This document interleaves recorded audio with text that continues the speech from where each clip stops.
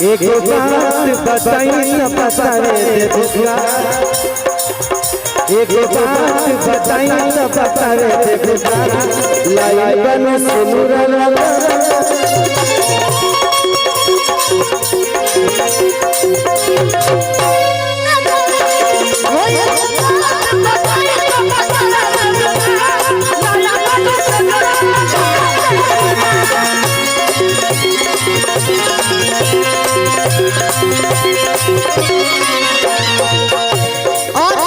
मौका मिलता एक और ही गाना गा लेते हैं भैया कि हमरा राजा के तू ताला बोल खिड़की। सभी लोग प्लीज अपना ऊपर करें तो देखो लगे ना आप लोग प्यार करेंगे कि हमरा राजा के तू ताला बोल खिड़की। हवा छोड़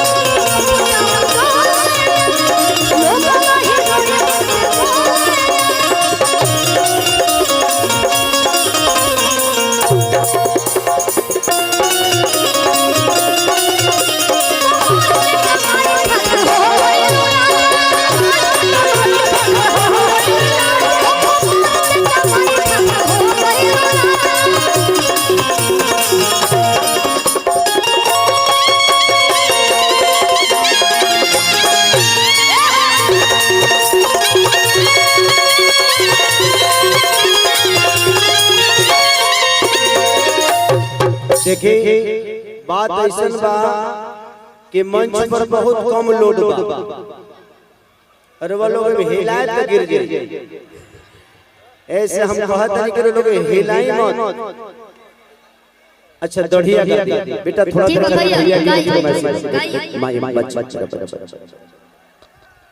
तो इनके बारे में परिचय नहीं दिया।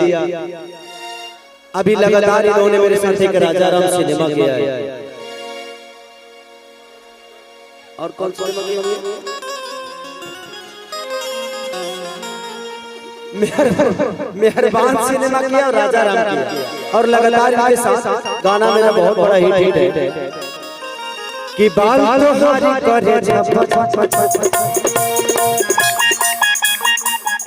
एको बढ़ा देना यार बहुत कम कहला।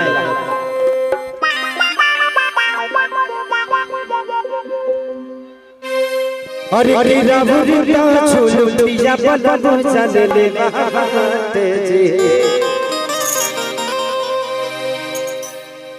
कि बोली जाता मिठाई पाँच में बाटे जी।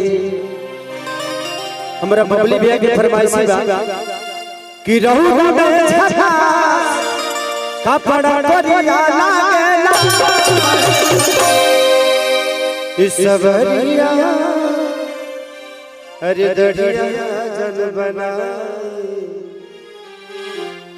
बड़ी बढ़िया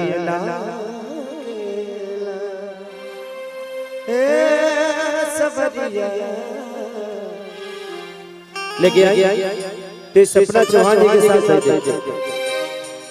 बबली भैया की तरफ से बहुत पुरस्कार एक ही बार दे दी रहुआ नीचे थमहो नीचे बार बार दे हमरो ठीक ना लगी रहुआ ठीक ना लगी। हाँ देखिए पैसा के बारिश हो गई मने बरखा हो गई पैसा। अरे आई लव यू भैया मानिए मेरा बबली भैया की तरफ से बहुत पुरस्कार आशीर्वाद बार पे स्वीकार। एक और बड़ा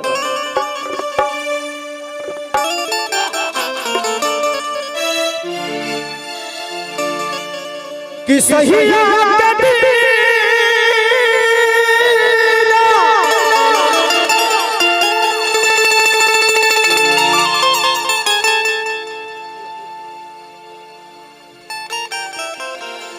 भैया कि जो चाहता हो चाहता कि जी न पहले आई दादा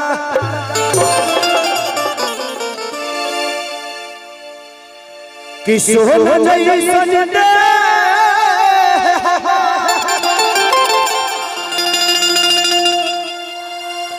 अरे भाई जाता माटी के बतिया न बुझला बोलनुआ तपाती रे। तो बहुत अच्छा लगता है आपका लगातार कि ये को नचनिए कारण कोनिया के भूलाए गईला। इसके बाद हम आपके साथ एक गाना करेंगे नचनिए कारण वो खरबूजा वाला।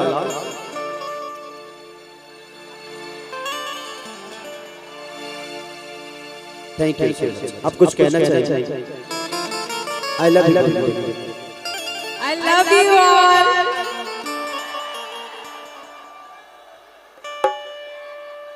I love you for